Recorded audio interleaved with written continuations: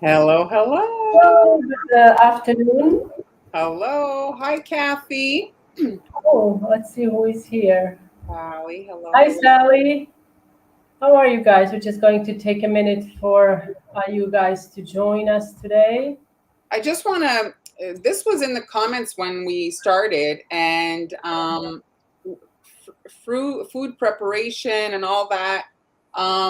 That's not like, I think every country has different rules with regards to food safety and stuff. We don't really delve really in these types of topics. I think there's, like I say, classes and certifications that you have to Do do depending they on where mean you food live. preparation? I wonder if they mean food preparation in like regular food, like food prep, I don't like know, the back. prep I of don't like know. large batch prep, maybe cookie. Anyway, my point is like still every country has their right. So, and we don't really go into that the the Hello, nitty. people are joining in. So we have hi June, Maria. Hey, Katie. Hello, everybody. Hello, hello, hello. Oh, sunny and hot. Oh, everybody's enjoying hot. Here, it's very, very hot. We are experiencing, I think, our first A heat little wave. heat wave. Yeah, but it's still kind of like from the sea, you get the nice breeze. But Nice. it's, I think in Madrid today it was 38 degrees of Celsius. Come on, somebody look it up. So, Donna yeah, is very, very 110. feeling hot. So, everybody's experiencing hot weather. So, guys, stay hydrated, drink Yeah. lots of water. Anybody from Australia? They're in winter. So They're probably getting ready to build a snowman. bonjour and Oh, bonjour. oh, All right, hello everybody. So, if you follow along the live streams, you know last month I was talking about stencils and making stencils for the month, and then I was sick one day, and so I'm going to catch up on that live that we missed in May. And if you want to look back at one of them, the lives, it was, I think, May 17th is when I talked about making silk screens. So if you look in the replays, you can see that video. So today, what I'm going to be talking about is logo, making a stencil for whether it be your logo, maybe you're offering it to your customers. Christmas is coming. Logo cookies can work relatively easily on a quick ornament or in the middle of a Christmas tree or on a ugly sweater type design. So, and it's something that like is custom and you can kind of sell. So we're looking at that. So I thought I'd use my logo and Hans' logo for the oh. discussion. For the discussion Oh. because it's nice to have a topic. So here, this is my logo and Hans' logo, and you can see obviously they're quite different. And so I'm going to look at each one separately. So let's start with Hans. So any questions, pop them in. Han will read them off to me. Yes, I see we Great. have few folks from Brazil where they are saying it's freezing. Oh yeah, it's cold in Brazil. Interesting. Sorry, I'm drinking. I have a tickle. I was we're a lot of excitement here. We got our first COVID case in the house. Woohoo for us. Oh my So God. every little thing feels like maybe, but it's my husband. Okay, so let's look at Hans' logo. So if we look at Hans' logo, we see four colors. You see Haniela's, then you see the piping bag is purple, the little blue nozzle, and then green underline, okay? So here I'm looking at the colors. I did a little swatch on the side. So if you airbrush, you know that airbrushing is translucent. So when you layer colors, you get the secondary colors.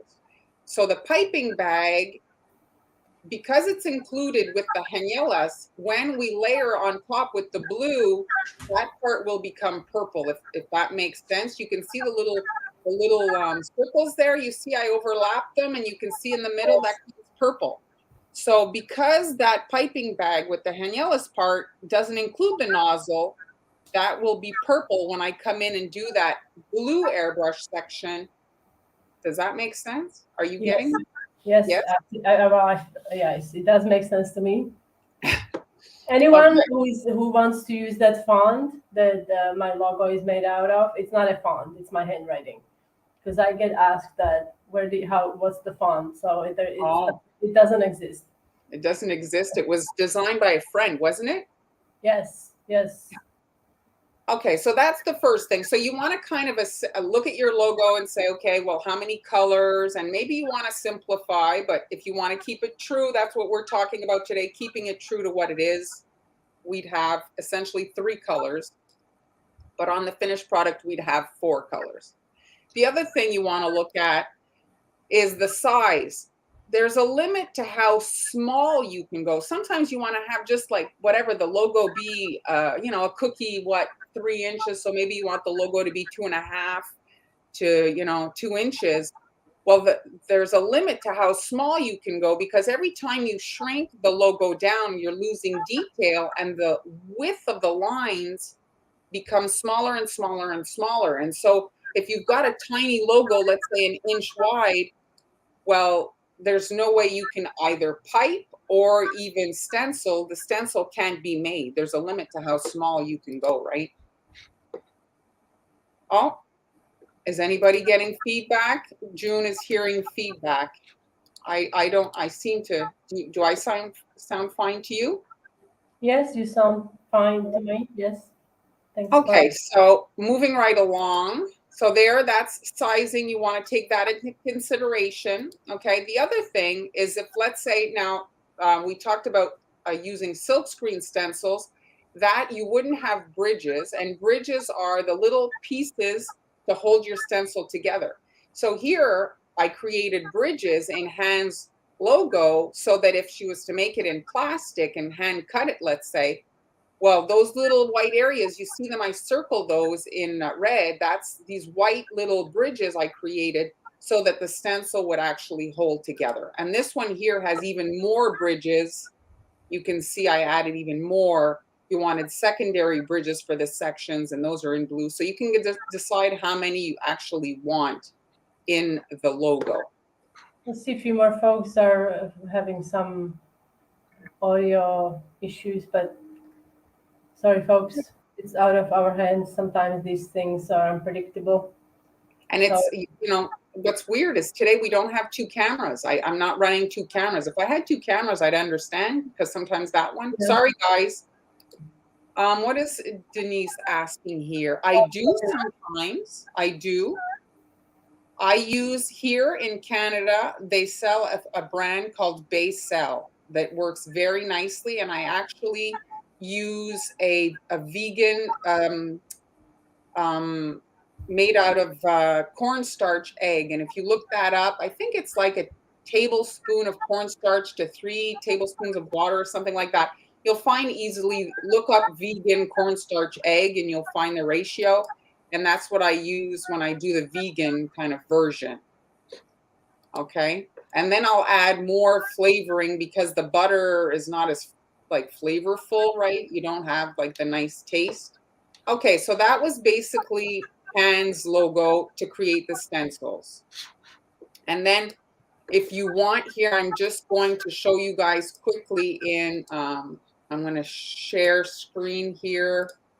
My silhouette. Here's my silhouette program. And when you're working with these cutting programs or even with the silk screen, you have to convert the logos into black and white. And that's why you saw them being black and white. So here I've got Han's logo in black and white. And you see this one doesn't have the bridges, but you need it in black and white. So right now I'm in Design Studio. We are not, for whatever, hold on. We're not seeing your screen. It's because of this. Sorry. So add to stream. There it is. Sorry, guys. So here you can see Han's logo. I dragged it in. This is Silhouette Design Studio. It's the app or the program that goes with a silhouette. And Cricut has a similar kind of program. And so now you need the text to be in black for the lines to be able to be generated for the program to recognize the design. So here what I'm doing is, this is her logo, and I want to create a a bump out and to cut the cookies. So here you can see, I don't know if you can see the red line. I'm just going to move it.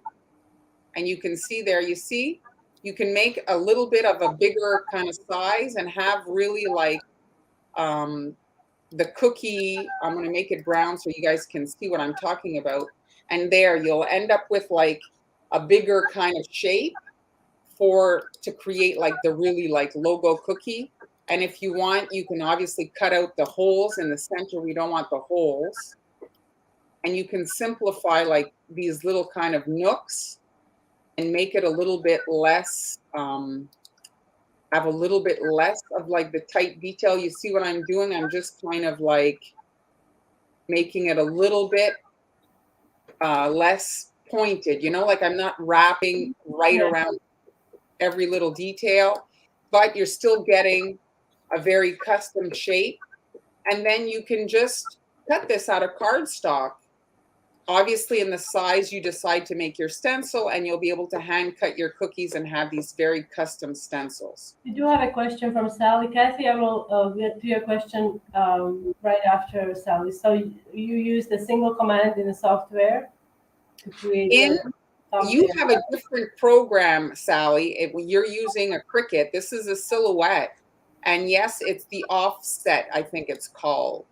Yeah, offset. So it probably is the same name in the Cricut. And you see there, you get a nice bump out. And that applies for whatever you might be doing. Oh, so we also have a question from Kathy, off topic.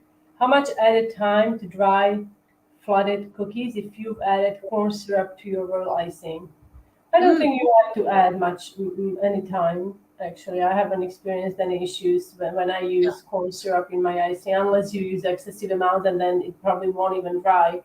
But I haven't had to. The only consideration I like factor if you're adding the corn syrup is if, let's say, you were planning on spackling. When I say spackling, I mean stenciling with royal icing. So you're laying a stencil and you're pressing hard. Yes, that could be. I don't know how. Yes, I don't know. I mean, they cookies royal icing with a little bit of corn syrup up to 1/3 of a cup. It dries pretty well, but I haven't stenciled that, so I don't know. Yeah, I'm just talking like for the fragile aspect of it, but aside from that, if you're just piping, should be fine. Should be fine. Okay, so that was Han's version. So basically, then you'd create the 3 stencils. So let's look at here. No, it's not this. Where is it? Oh, it was this. So you see, you'd have to cut the pink section alone, the blue section alone, and the green section alone. And then you could airbrush like separately. So you'd cut, and you have to convert this into black. So you'd cut the pink, and you'd need the bridges if you're cutting it in plastic. If you're making it in silkscreen, you could just use it like that. And then you can make your 3-color stencil. So this gives you kind of the gist of working like to recreate a logo kind of like Han. So let me hide this. Is there any questions? It looks like it's okay. June is using royal icing with syrup, and she's stenciling all the time, so no issues. So you shouldn't have any problems. I mean, if that would be like the only consideration. You kind of made that problem up, huh? Well, no, but it's because the whole point of the corn syrup is to make it a little bit of a softer bite, I think, isn't it? Yes, but it does dry. It's like it's not soft underneath like buttercream. It does dry. So yeah, it should be fine. So okay, so let's look again at the 2 next to each other. My font is much more, I think, not stencil friendly. If I had to, like Han's, the thickness of her font is bigger. It's just chunkier. It's more kind of stencil friendly. Now, if you look at mine, you have all these fine lines, really not ideal. I like the butterfly would be just appropriate to make. That would be nice stencil. So if you're making something like a t-shirt with your logo, let's say, well, then you could break it up. Like, see, I have I put it in black and I separated what would be pinkish and what would be teal. But exactly like Han said, I'm going to opt to focus on the butterfly and just never mind everything else. So essentially, I'm just going to be creating a large butterfly with the crown, and that's going to be the focus of the logo. And for that one, you're creating first the area that is, you see the area that is pink, so that's on the left, and then the area that is white, that is on the right there. So I would airbrush the pink area and then come in with white royal icing on top so that it's opaque. And you want to add a little bit of food gel so that it hides the pink underneath. And essentially, this is what it would look like. Here you can see the two-tone. So you And would so you would layer. stencil on top of it instead of, I thought you were going to use the M and hold it in place with mash, you know, and then Well, airbrush you could. it, lift it up. You could, but like just, I mean, this way I think is the fastest, and the logo doesn't require bridges. If you look at it, everything kind of has like, there's no holes, you know, like those little kind of, like if we look at the logo here, like all the font, it would be impossible. Like just here, like when you cut it, it would hold together. Like there's no, like an A, like the hole in the A or a hole in the E, you see? Sally's Yeah. asking, and to create the bridges, you just erase the lines in every spot as needed, right?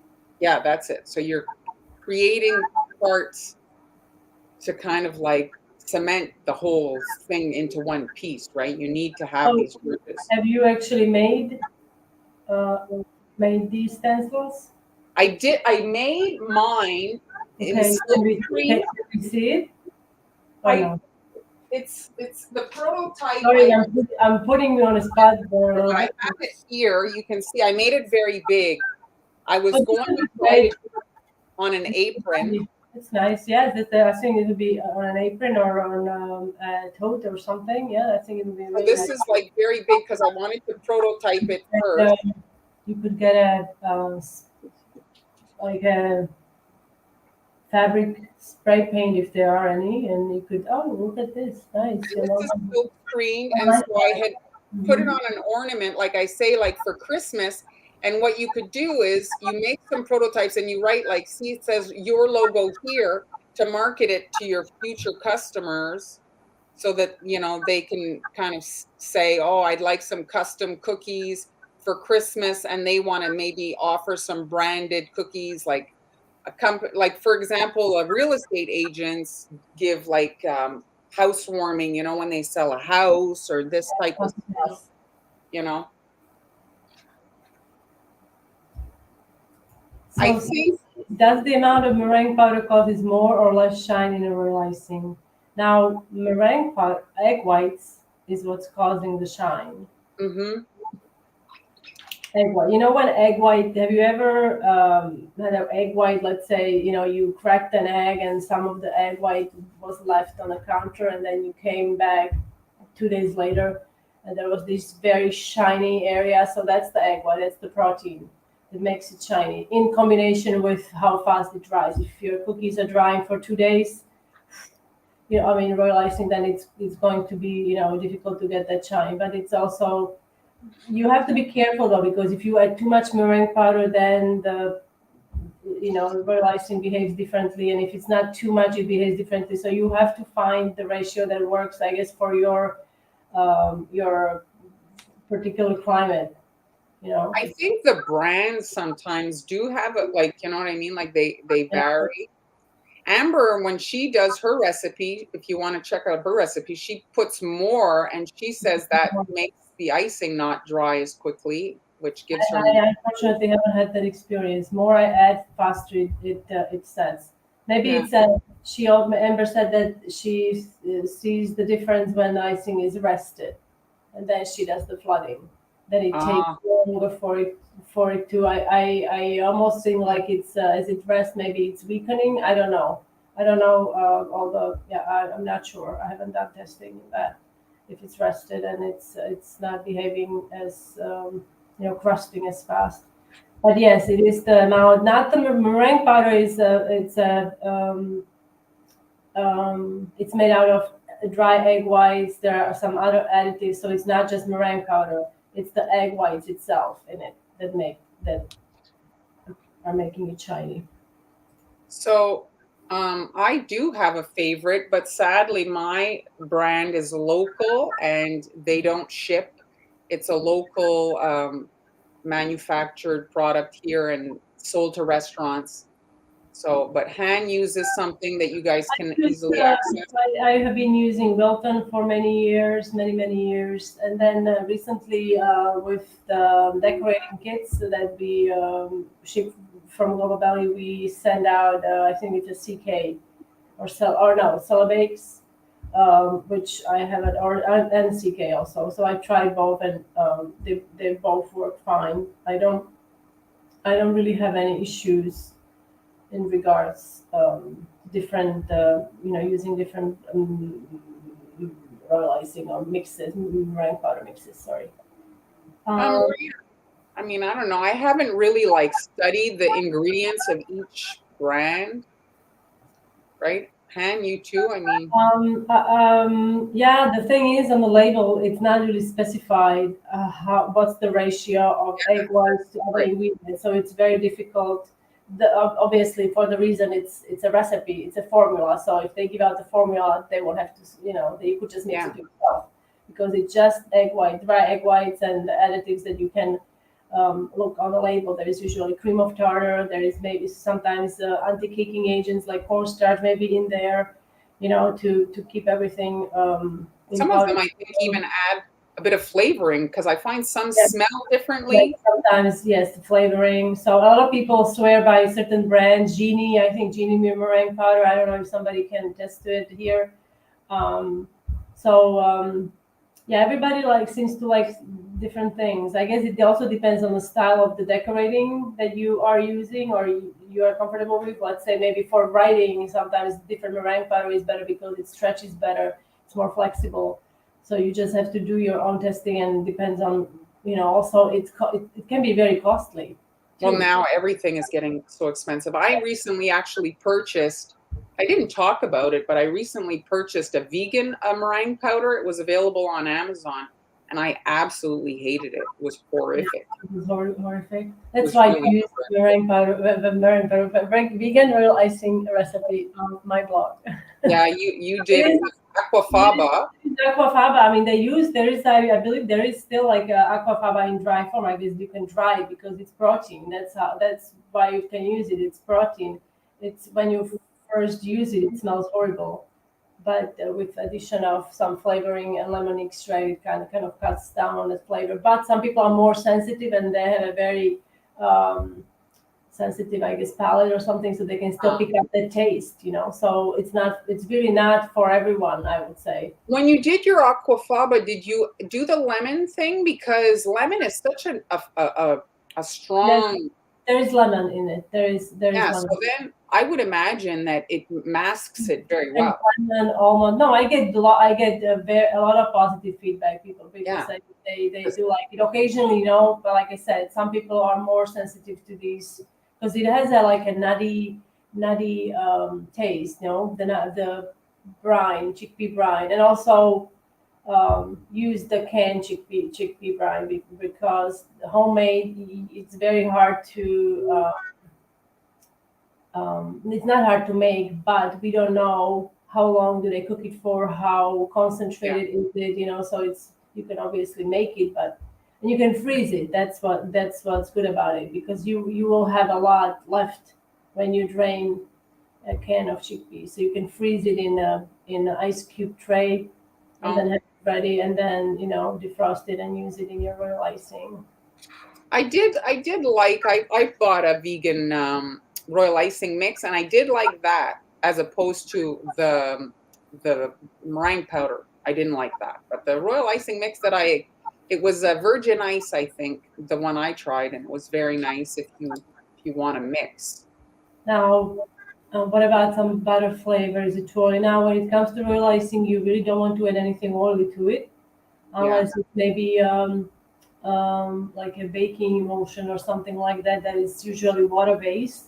That should be fine to use when it's water based, but avoid using like Lawrence oils or something like that. That will highly effective, especially the drying of the royal icing. Usually it just won't dry, or it will just stay tacky or something of And that's not a suggestion.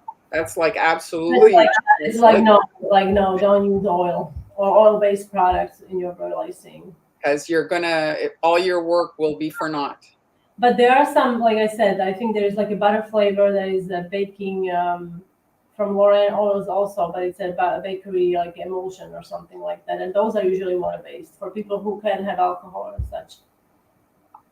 I don't. Do you sift your flour? I do see flour now. It really depends on the quality of the flour, where you're getting your flour. For example, like King Arthur, I love King Arthur flour. I think, in my opinion, they have one of the best flours, the all-purpose. So I wouldn't have to sift that. But if you get like a generic brand and it's really like packed, I don't. I don't mean I don't sift it. What I do, I have a I buy the flour and I dump it into my glass flour jar, right? And then I use it. And before I add it, to the dough, I will sift it now. So here's a question for you. Do you use a scale? Because when you sift your flour, it becomes more airy. And if you use a measuring cup. Sift it after. When I make the cookies, the sugar cookies, I don't usually use a scale. But I find it very controversial, I have to say, because I've tried weighting flour so many times, and it always comes for me 1 cup. When I do the what's it called, scoop and dip or dip and skip or whatever the method is, it's always 143 grams or around there, as opposed to online you look, it's 120 grams. So I think it must be the sifted flour that weighs 120, because otherwise, I mean, I don't know. So you can weight it, but obviously using the scale, it's the way to go to avoid any disappointments. And because there is a cup in US that can be 250 milliliters, then there is a cup that could be 236 milliliters. How do I know? I have them all. Then in Australia, I think they have a different cup that has a different volume as well. So it really depends where you are. So if the recipe offers the grams and like the metric that you can weight the ingredients, weight the ingredients. Sometimes we don't obviously have the scale, so then you use the cup. I have a favorite scale listed in my Amazon shop. It's like, I love that scale. It has like a retractable display, so if you have a large bowl on your scale, you can pull it out, and it's just so great to have a good scale.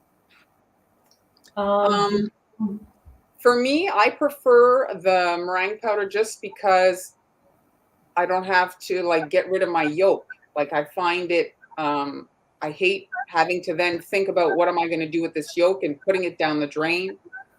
I do like just having the meringue powder, and I can kind of easily work. That's what, like, for me. I have been using both fresh egg whites and meringue powder. Fresh egg whites, I do have things that I can use the egg yolk. I have lots of recipes that I can put the egg yolk in. But if I can, I prefer meringue powder myself. You can use egg whites, but then into the egg whites you have to add few things to make it more stable.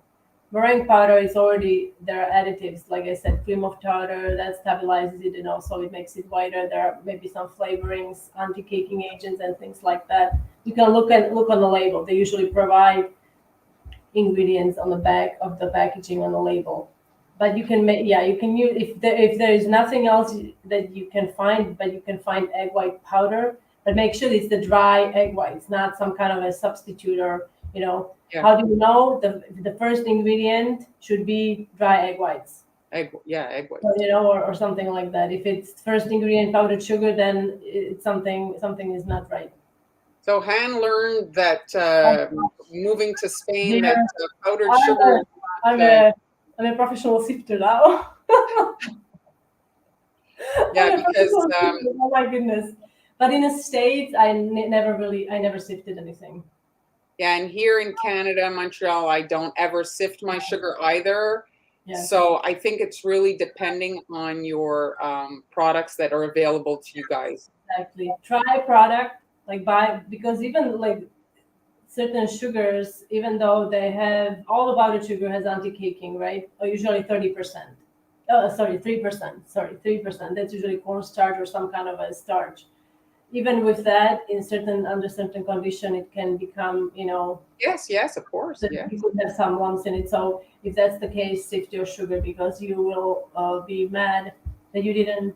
Once you make your royal icing, it's very hard you have to then squeeze it through nylons or something to get the lumps out. Get So, the lumps out, but absolutely. I in the States I didn't because the powdered sugar was so powderized. It was fantastic. Yeah. Yes, that's true.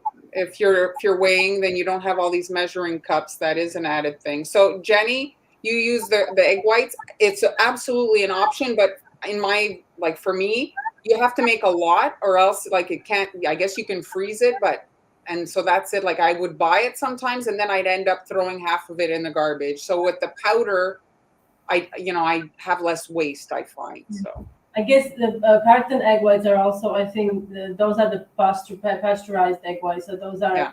good to use. Have you experienced any bleeding, Jenny, with pasteurized egg whites? Usually, I mean, in the past when I used it, I did experience some color bleed. Oh, I can't. Here they do sell pasteurized egg whites, which what I find really interesting. Here they sell eggs and egg products like pasteurized egg whites, and eggs outside of the refrigerated area. Oh, yeah. Yes, it's like I remember when we first came, I was looking for eggs, and I thought they don't have eggs in Spain. What am I gonna do? Because I couldn't. I was like, where are the eggs? And I was passing them all the time, but I just wasn't. I wasn't expecting them to be next to chocolate or something. You're gonna have to get some chickens. I'm sorry. You're gonna have to get some chickens. No, thank you. No, thank you. Yes. So that was yeah. So thank you for that. So guys, do you have any more questions? We're going to wrap it up today soon. So thank you. On Friday, I'm in the hot seat again on Friday, and it's I think Amber. Let me see. On the 17th, yeah, I'm in the sweet seat, hot seat, whatever you want to call it, and Han is off, so I'll be here on Friday with Amber, and somewhat undecided as of yet what I'm doing. Hopefully, I'll still be healthy. I won't catch whatever my husband has been. Yes, I hope you'll be fine. You'll be fine. Yes. But I find that he doesn't seem to, I don't know. I think I read an article about men not being as aware of germ, transmission, So, oh, I only touched this type thing. So anyway, we'll see how I'm such a germaphobe. I'm not a germaphobe, but even before the COVID, my husband would be always laughing, like, "Why are you wiping the whole cart in the store?" It wasn't the whole cart. I was wiping the handle. I'm like, well, because I mean, it's why I'm like because I mean, it's hard to explain. Because that's the answer. And so now I don't wipe anything in a store, but when we get in a car, it's like he's in the habit now. So I'm like, this is so funny because the minute we sit down, can I have the wipe? I'm like a wipe lady here, so yeah. Well, so our hands are always clean now. Always. I mean, they were always clean before, but we still things are very different now. Yes. Glad you enjoyed it, Maria, and thanks so much for joining us. Okay, so let's answer this question really quickly. Well, it could be a lot of things. Well, a lot of things. Your icing may be too thick. Maybe you have a heat source around you. Maybe you have a fan running close by. Maybe it's very, very hot where you are. Dry. Maybe you live in the desert. Yes, maybe you live in a dry area. Maybe the recipe has to be tweaked somewhat to make it make it more what would be the non-crustable fluid. Try adding some white food coloring. if you have some white food coloring, it usually it has some properties that can delay crusting. And I don't know how advanced you are. If you are a beginner and you're trying to do flat on wet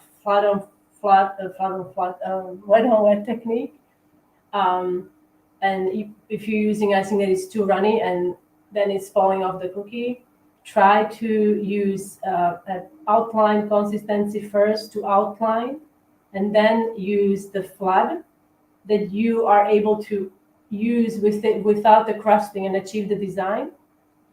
You will have the outline, but yes, it's probably not something, some people don't like the outline, but At least it's gonna work. at least it will work and your icing is not going to fall off the cookie. I don't know if that's your case. Yeah, my same suggestion. And I mean, the border, it's you can also call it a dam. So it's essentially holding your icing onto the area where you want it. So you can work with a more fluid icing and give you more wiggle time. But the climate is often under considered in your process. So your climate is going to make huge impacts with regards to your icing, because the whole point of that is evaporation, right? So it's evaporating as you're working.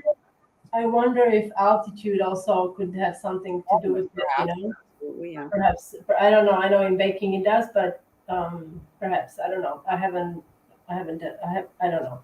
Anyway, so thank you so much for joining us today. Thanks for all your questions, guys. And we will be back on Tuesday at our regular time, 1 p.m. Marlene will be here with Amber of Sweet Ends. Yeah. See you Friday. See you Friday. Stay cool and don't forget to hydrate in this heat. Oh my gosh, yes. Bye, everybody. Bye.